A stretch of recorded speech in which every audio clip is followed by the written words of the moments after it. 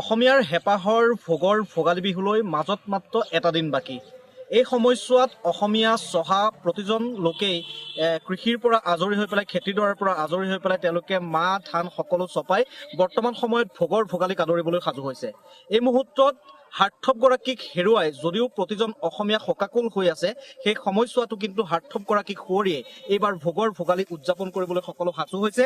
দেৰগাঁৱৰ সমীপৱৰ্তী এখন বিশেষ গাঁও, গাঁওখনৰ নাম হৈছে গৰীয়াচাপৰি গাঁও, আৰু এই গৰীয়াচাপৰি গাঁৱৰ এজাক কণ কণ শিশুৰ পৰা আৰম্ভ কৰি জ্যেষ্ঠজনলৈকে প্ৰতিজন আহি এটা সুন্দৰকৈ ভেলাঘৰ নিৰ্মাণ কৰিছে, আৰু তাৰ কাষতে ৰাখিছে এইবাৰ তেওঁলোকে এই ভেলাঘৰটোৰ কাষতে, মই অকণমান দেখুৱাবলৈ কম সতীৰ্থক, এখন ডাঙৰ পথাৰ আৰু ভেলাঘৰটোৰ কাষতেই জুবিন গাৰ্গৰ আলোকচিত্ৰ ৰাখি এক প্ৰকাৰে শ্ৰদ্ধাঞ্জলি জনাব। গতিকে এটা সুন্দৰ পদক্ষেপ, অৰ্থাৎ পাহৰি যোৱা নাই সৰুৰ পৰা জ্যেষ্ঠজনলৈকে, ডেকাৰ পৰা সমনীয়ালৈকে কোনেও পাহৰি যোৱা নাই যে হাৰ্থব অবিহনে যে তেওঁলোকে এই বিহুটো পাৰ কৰিব লাগিব, সেই কথাই তেওঁলোকে মনত ৰাখি পেলাই এইবাৰ এই বিহুটো উদযাপন কৰিবলৈ আগবাঢ়ি আহিছে। মই অকণমান কথা পাতিবলৈ চেষ্টা কৰিম। কেনেকুৱা ধৰণৰ তোমালোকৰ আয়োজন চলিছে ভোগৰ ভোগালীক আদৰাৰ কাৰণে? সকলো ৰাইজে আমাক সহায় সহযোগিতা যোগাই আছে, আৰু লগতে জুবিনদাৰ হৈ যিটো অনুষ্ঠান পাতিম বুলি ওলাইছো, গাঁৱৰ উধপা মুধলে সকলো ৰাইজ ওলাই আহিছে, ইজনে সিজনে সহায় কৰি গৈ আছে। সেয়াই আমাৰ ভোগালী আয়োজন। তোমালোকে সকলোৱে জুবিনদাক হয়তো মনত ৰাখি পেলাই এই গোটেই ভেলাঘৰটো প্ৰস্তুত কৰিছা। বিশেষ আমাৰ এতিয়া গাঁৱৰ মানুহ ৰাইজক মাতিছো, ৰাইজ মিলি পিনি খানা এটা খাম।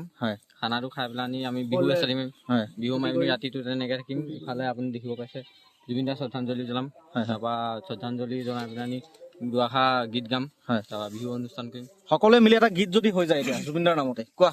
মাঘৰ বিহু আহিল, মাঘৰ বিহু আহিল, মেজি জুয়ো জ্বলিল, মইনা মেজি জুয়ো জ্বলিল। আৰু এনেদৰে দেখিবলৈ পোৱা গৈছে দেৰগাঁৱতো যুৱকসকলে, ডেকাসকলে অসমীয়াৰ হিয়াৰ আমঠু জুবিন গাৰ্গক সোঁৱৰিছে।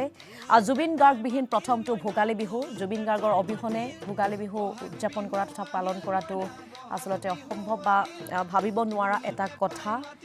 কিন্তু তাৰ পাছতো পূৰ্বৰ পৰম্পৰা তথা ৰীতি নীতি পালন কৰি এনেদৰে অনুষ্টুপীয়াকৈ হ'লেও পালন কৰিবলৈ লৈছে ভোগালী বিহু। আৰু আমাক এই মুহূৰ্তত চম্পক দত্তই দেৰগাঁৱৰ এই পৰিৱেশ দেখুৱালে, তেওঁক এই মুহূৰ্তত আমি ধন্যবাদ জ্ঞাপন কৰিছোঁ।